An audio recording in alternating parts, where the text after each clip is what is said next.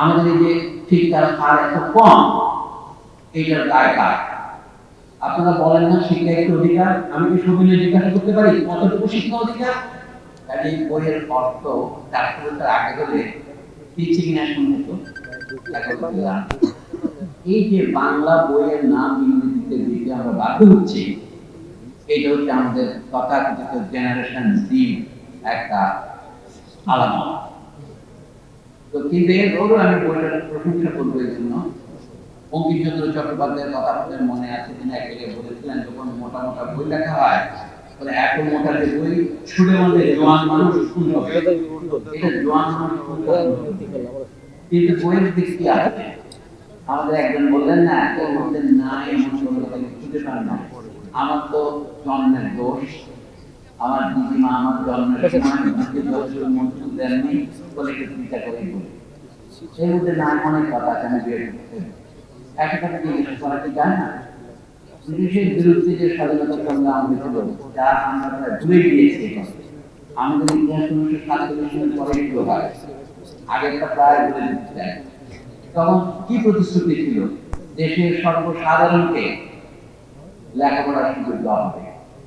1947 সালে যখন পূর্ব বাংলা বলে যে অংশ পরিচিত ছিল, যা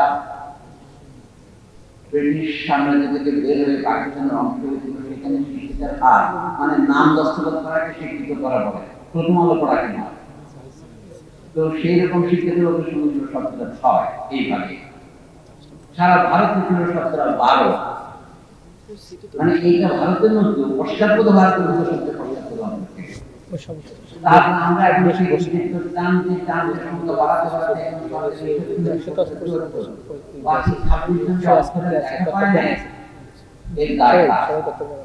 আপনি বলবেন আমাদের কেন নাই, কেন আমাদের পয়সা নাই, কিন্তু পয়সার চেয়ে বড় যেটা নাই সেটা হচ্ছে আপনার ইচ্ছা নাই, এবং কথা কথা বলে শিক্ষাকে কর্মমুখী করতে হবে।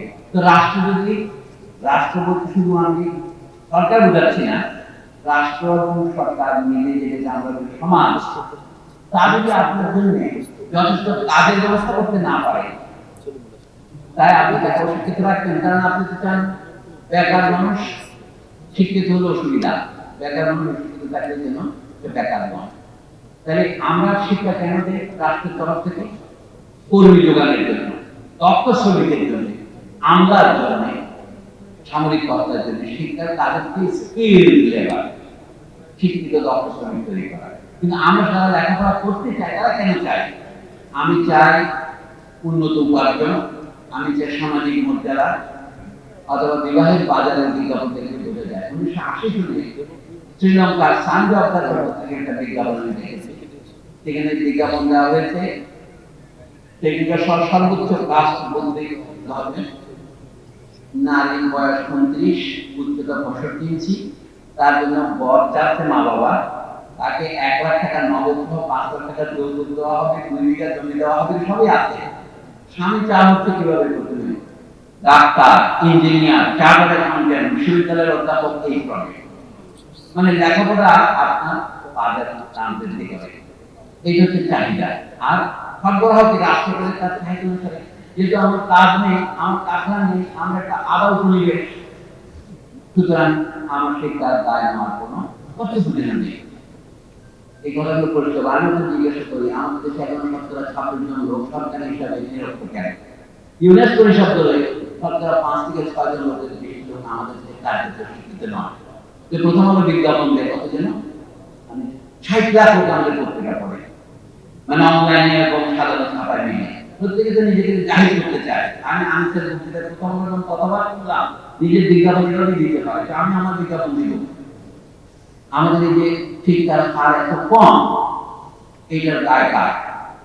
আপনারা বলেন না শিক্ষা একটি অধিকার, আমি কি সবিনয় জিজ্ঞাসা করতে পারি কতটুকু শিক্ষা অধিকার? 5ম শ্রেণী পর্যন্ত এই সাথে আমি জিজ্ঞাসা করতে পারি, আপনারা কখনো জানেন কি আপনাদের দেশে কত ক্যাডেট কলেজ তৈরি করেছেন? পাকিস্তান আমরা ক্যাডেট কলেজ তৈরি করেছি, পূর্ব পাকিস্তান ক্যাডেট কলেজ তৈরি হয়েছে, ইস্ট পাকিস্তান ক্যাডেট কলেজ, তারপরে ফৌজদার হয়েছে, তারপরে এখন কতজন 12 হয়েছে। এবং ভাগ্য ভালো, আমরা জেন্ডার প্যারিটির জন্য নারীদের ক্যাডেট কলেজ করেছি। সব কোন ক্লাস থেকে শুরু হয়? 7ম শ্রেণী থেকে। আপনার প্রাথমিক বিদ্যালয় শেষ হয় পঞ্চম শ্রেণীতে এই দেশে, সপ্তম শ্রেণী থেকে ক্যাডেট কলেজ মানে সেকেন্ডারি এডুকেশন শুরু হয়, মাঝখানে 6 নম্বর করে। এই প্রশ্নের বইটা আছে। আপনি যে করজমিতে বড় হয়েছেন, ইংরেজরা আপনাকে প্রাথমিক শিক্ষা যথেষ্ট মনে করেছে, কিন্তু জিজ্ঞাসা করেছেন যে ইংরেজের দেশে প্রাথমিক শিক্ষা কত বছর? মার্কিন দেশে, জাপানে, কানাডায়, এমনকি প্রাক্তন ফরাসি উপনিবেশ ভিয়েতনামে সব জায়গায় প্রাথমিক শিক্ষা 6 বছর, কিন্তু এইসব 5 বছর করেছে। জাতিসংঘ যে বলেছে প্রাথমিক শিক্ষা হতে হবে অবৈতনিক এবং বাধ্যতামূলক, একটা অস্থির করে ব্যবহার করা, এটা বাজে বাংলা, বাধ্যতামূলক, এটা অবশ্যই দিতে হবে। তারপরে তাদের ভাষায় বুনিয়াদী শিক্ষা, ইংরেজি বলে ফান্ডামেন্টাল এডুকেশন, এটা দিতে হবে, বাধ্যতামূলক না, তবে অবৈতনিক দিতে হবে। মানে আমাদের দেশে যে উচ্চ মাধ্যমিক পর্যন্ত বলে 12 বছর পর্যন্ত শিক্ষা, যে বুনিয়াদী শিক্ষা, সেটা দুনিয়ার সারা দেশে শিক্ষিত, আমাদের দেশে শিক্ষিত নয়।